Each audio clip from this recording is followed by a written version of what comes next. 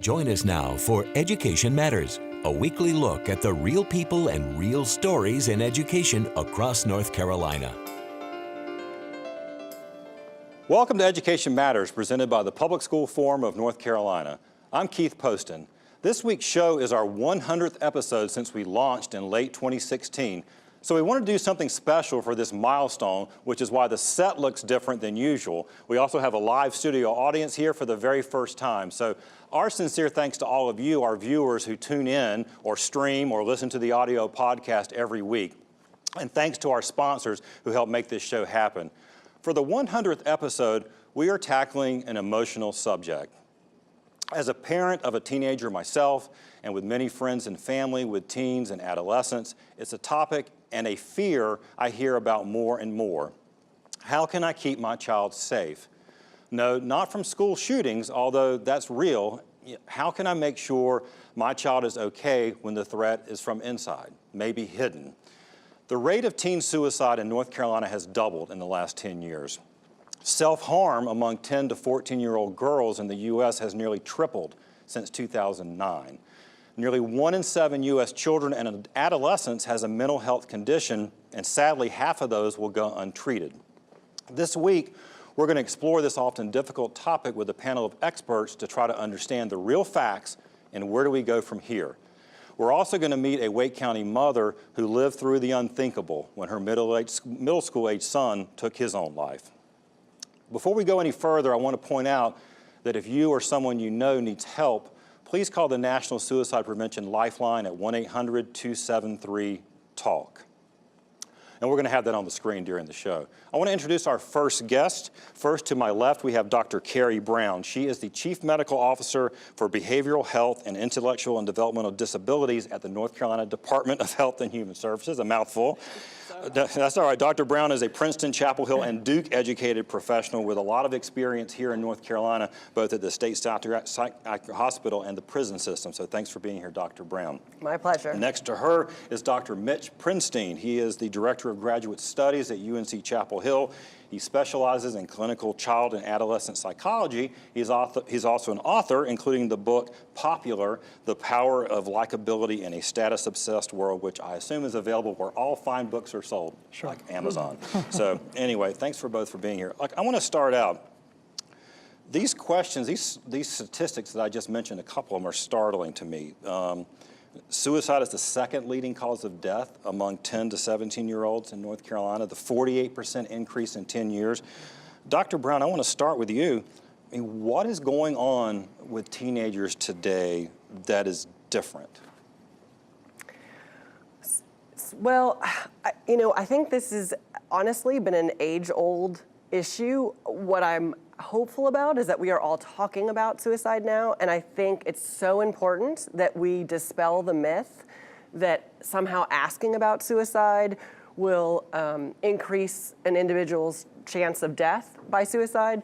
That's absolutely not the case. In fact, not asking about suicide to a teen or a youth that's struggling is the problem.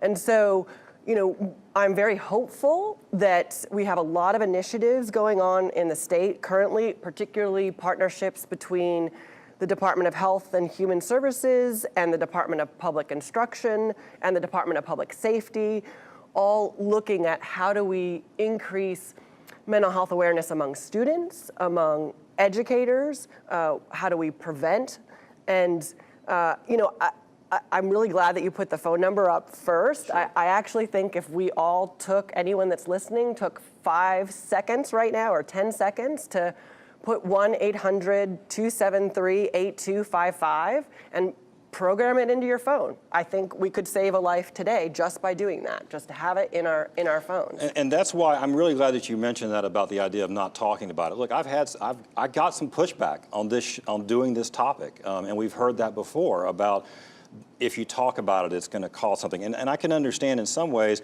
there was a lot of controversy around the show on Netflix, 13 Reasons Why, which there are some problematic things. I mean, there were some that was kind of almost like a revenge fantasy. That's one thing.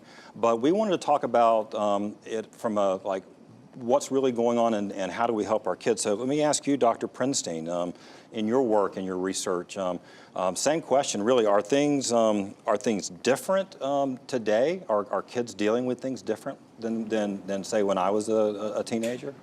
I think a little bit. We have seen a decrease in the mortality and morbidity of so many different physical illnesses, but in 50 years, we have seen no change in the rate of suicide, and as you say, it might even have increased. Suicide tends to increase in adolescence when we see economic downturn, times of stress, and other forms of stress, specifically interpersonal stress. Now, in the last 5 years, we're living in a very stressful time. In addition, kids are experiencing stressors in new contexts and in new ways that most of us who are parents can't even imagine because we didn't grow up with these types of stressors in our lives. Right. And that's something that I do think about. I want to ask you both about this. You mentioned things that we didn't deal with. Social media is one of those. I think social media sometimes is sort of it's a catch-all boogeyman. Well, that's really bad.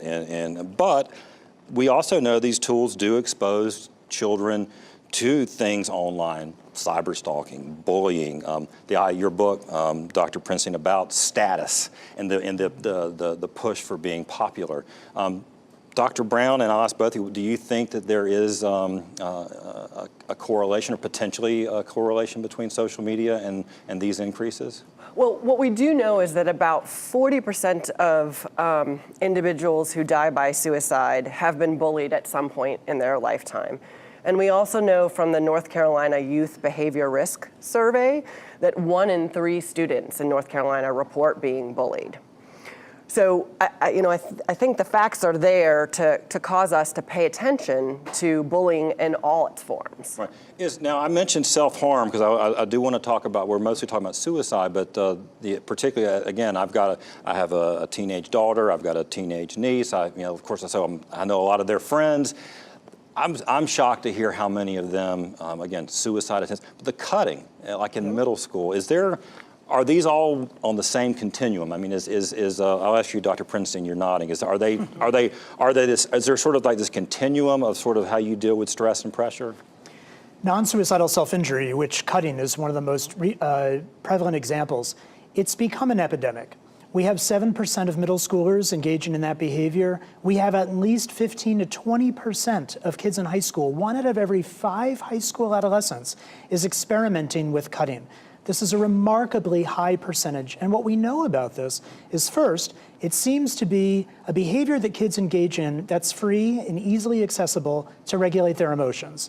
When they can't get a hold... Explain that. How does cutting regulate your emotion? So there's research now that shows that the part of our brain that seems to be suffering and activated particularly when we're experiencing emotional distress is interestingly linked to the same regions of our brain that are affected by physical pain. So when one experiences pain and that pain ceases, the offset of that pain, it seems to also kind of shut down the emotional pain that kids are experiencing. We recommend that a classic technique from dialectical behavior therapy is that kids, when experiencing that pain, might instead put an ice cube in their hands and let that ice cube melt. It, again, causes pain, but in a safe way that doesn't cause tissue damage. Wow. What's important about NSSI, I should say, is that it is now known to be one of the strongest predictors of actually attempting suicide as well. So even a child who is cutting needs to be taken very seriously of being at risk for So this is not one, I was going to suicide. ask you, this is not like, oh, they're just getting attention. You should, and I know we're going to get into this, particularly in the second part of the show, about what parents should do. But I hear this, Dr. Brown, that we should take these things seriously if you're an educator, if you're a parent, a guardian. Absolutely. In fact, there was a big study that just came out that was done in the UK. It's in Lancet Psychiatry in this April that looked at a huge cohort of children and adolescents in the UK. And basically the strongest predictor of attempting suicide in individuals that had suicidal thoughts was non-suicidal self-injury. Okay. So absolutely, it's a warning sign that needs to not be ignored. One of the things we are seeing an increase in diagnoses of mental illness, whether it's depression or anxiety, things that is part of that prevalence that we're seeing. Could it be that we're actually talking about it more? That we're actually, I guess, could it be a good thing? I mean, could we be seeing maybe more people seeking treatment, Dr. Prinstein? It is a good thing that the stigma of mental illness is starting to abate. So we have adolescents who are willing to talk about their symptoms a little bit more freely. It is a bad thing that we don't currently have the mental health workforce that we need or the access to help treat all of these kids who are now expressing that they're in grave danger. Right, and I want to get as from a public policy perspective, because I mean your role is medical, but you're really being in the DHHS. Where this is Education Matters, so obviously we're dealing with a lot where kids are. We know, for example, that the National Association of School Psychologists recommends a ratio of 1 to 700, which still seems like a lot to me for students. But here in North Carolina, it's more like 1 to 2,000.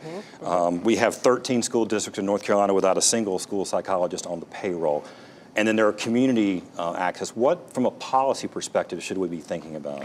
Absolutely, and I think the most important thing from a policy perspective is we really have to collaborate. We are not going to tackle the problem of youth suicide by any single government agency or any single community organization, right? We all have to work together.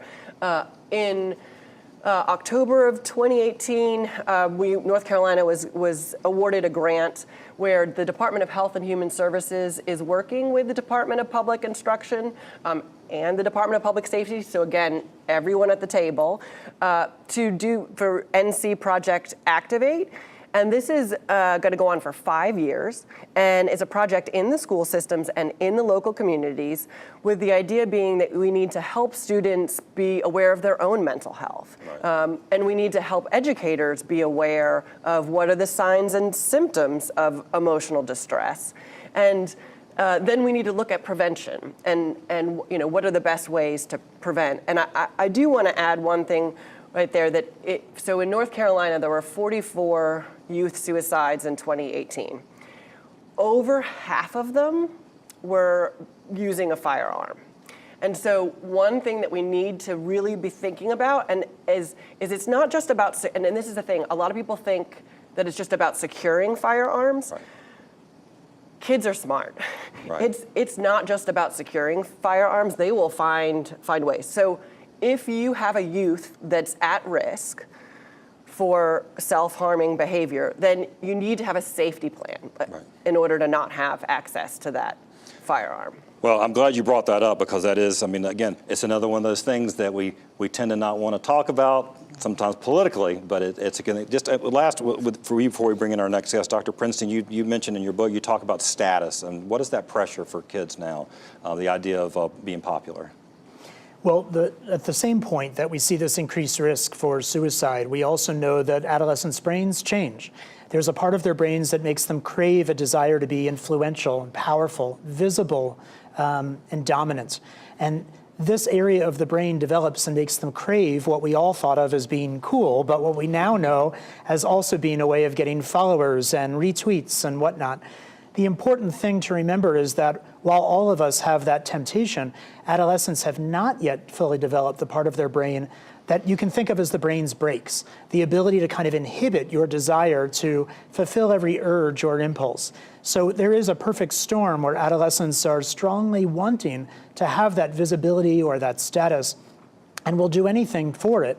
Will even do anything they can to avoid any consequence that may be associated with low status, but they don't yet have the ability to regulate carefully their emotions and behavior when things go awry. Gotcha. All right, we're going to take a quick commercial break.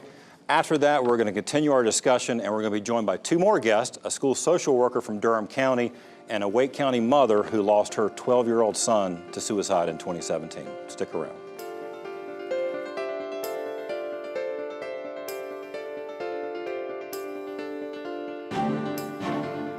Education Matters is brought to you each week in part by Paragon Bank, serving others, enriching lives.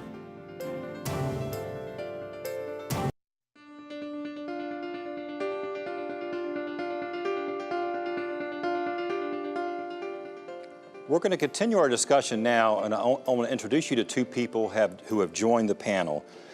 To my immediate left is Shannon McDonald. She is a Wake County parent, mom. Her son Logan took his own life in 2017 at age 12. Next to her is Simone Cadu. Simone is a school social worker in Durham Public Schools. She has a degree in psychology from William & Mary and a master's from Appalachian State. You've been in Durham County Schools since 2015, I believe. So thank you both for being here. Shannon, thank you for sharing your story with us today, and thanks for coming on. You literally have lived through, or living through, every parent's worst nightmare. Tell us about Logan and what was going on with Logan. Logan was our little clown. He was the youngest of 4 boys. He loved to make everybody laugh. He loved other people. He loved little kids, loved animals. We didn't have any idea that he was struggling. We had moved here from Missouri. It's 3 years this month, so it had been 1.5 years when Logan passed. And he was getting ready for school one day, and I went to check on him and found him, and it was a surprise to everybody. Nobody had any idea that he had these thoughts. And we were just talking with our first 2 guests about that,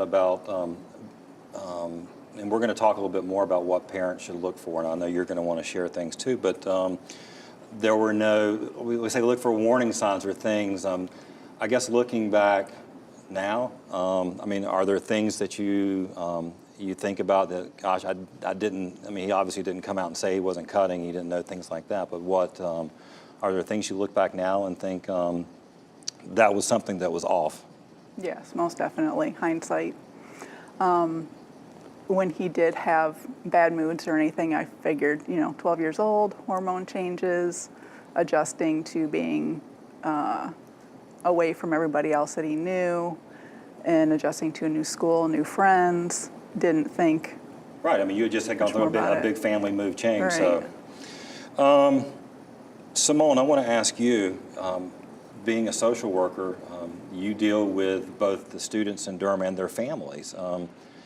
I'm guessing that some of the things that Dr. Brown, Dr. Prinstein talked about at the beginning are familiar to you. Yeah, we were talking earlier, and they were sharing about the fact that most kids who go through with suicide, there is some kind of social aspect. And it was interesting, as an elementary school social worker, the majority of the student safety assessments that I have done have been about a kid's home life being difficult. And not actually social situations.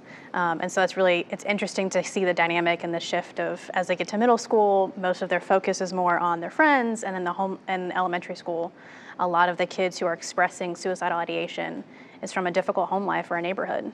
Right. We, the organization that I lead, we do a lot of work in the areas of adverse childhood experiences and trauma. And I also wanted to ask Dr. Brown about that too. Is that something, I guess, is that an increasing prevalence? I mean, Durham Public Schools, I mean, that's, you certainly have pockets of extreme poverty, and you have issues in the community that come into the school.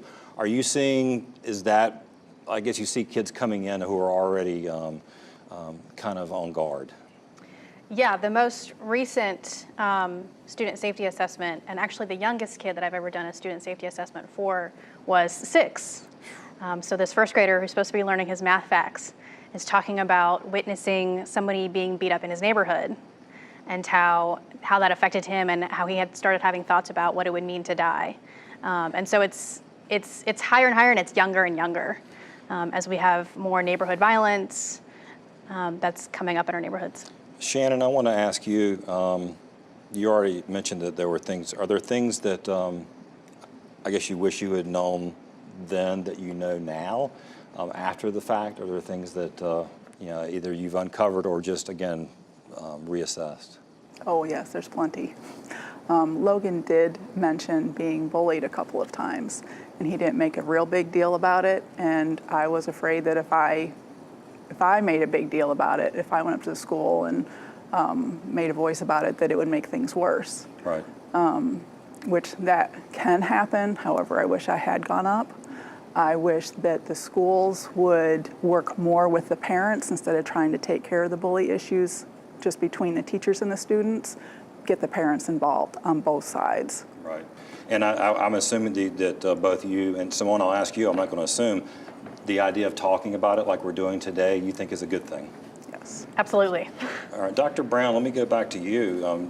Hearing Shannon's story, I mean, it's heartbreaking to think about. But again, it sounds like there really wasn't. And what are we looking for? Yeah, I mean, it's really heartbreaking, and as I said to Shannon, I'm just incredibly impressed with her bravery that she's here today speaking out, and that's really, goes to speak to Logan's honor, and I'm appreciative of that. And so, social withdrawal, bullying, sleep difficulties, cannabis use, non-suicidal self-harming behavior, adverse childhood experiences, all of these things sort of mix in the pot together to increase risk.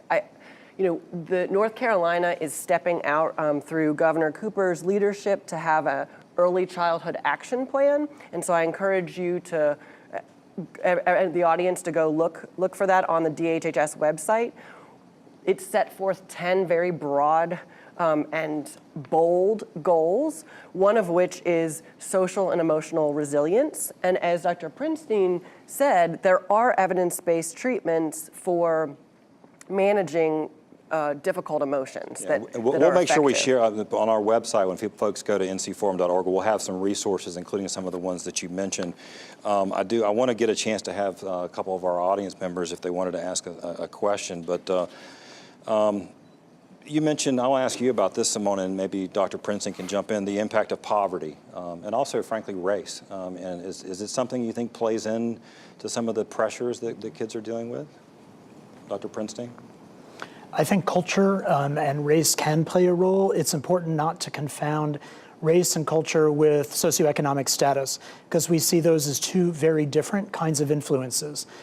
People who are low in socioeconomic status may be at higher risk for stress that could lead to suicide, but there are a lot of great cultural norms or that can really help buffer risk for suicide. For instance, an emphasis on religiosity can be something really important, or community, to help create support that reduces the risk of suicide among those who are stressed. All right, I'm going to get to see if we have any questions over here. Let me grab my microphone. We have a question here. And please tell us your name and where you're from. My name is Peggy Owens, and I am with Hope County Schools, the Executive Director of Student Support Services. To the panel, but specifically to Dr. Brown, what would you recommend in terms of practices and strategies that school systems could use? So, well, one of the things I think that is most important is this concept of screening and asking about suicidal thoughts and non-suicidal self-harming behavior. So, getting educators comfortable with asking students is the number one thing that we really need to do. And the other thing that I think needs to happen is that's a missing point that we haven't mentioned yet today is parent mental health is crucial to child mental health. And North Carolina has the opportunity to expand Medicaid. If we were to expand Medicaid in this state, every parent deserves the opportunity to have access to mental health treatment.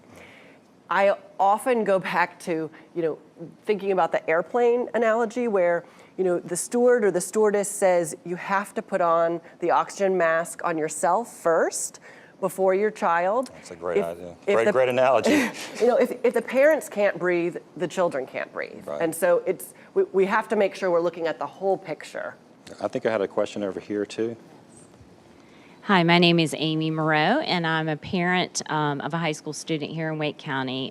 She's involved at Sanderson High School in the theater department, and they just did a play this year called 26 Pebbles that really wrestled with the aftermath of the Sandy Hook shooting and how a community responds to the complexity of the issues around violence. But for the students, I think the mental health challenges really is what resonated, and it's got us thinking about a lot of these issues.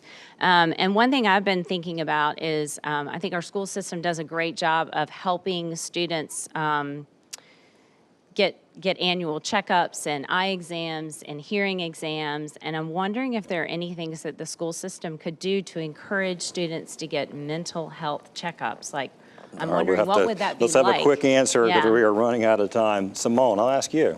Yeah, so there's a program in Durham called Co-Located Mental Health, and there's a partnership with a set of community mental health agencies that work within our schools. They're in our buildings, they're providing school-based therapy, and we encourage teachers to reach out to student support services members, myself, school counselors, whenever they see any kind of challenging behaviors, and we provide a lot of training to teachers to recognize those behaviors so that we can make a quick referral to people who are in our buildings and can provide that kind of care. Thank you so much. Thank y'all for being here. Thank you to our guests. I'm sorry that we are out of time. It always flies by. Thank you for watching this week. Please go to ncforum.org. We'll have a lot of resources and panel to talk about how we can be looking out for our own kids and also get more involved. So thank you all for being here. Shannon, thank you for sharing Logan's story. We appreciate it. And that's it for this week's show. As I said, it's a tough topic, but we're glad to talk about it. Our goal here is to raise issues and save lives. So I hope that the show will make a difference. So thank you so much.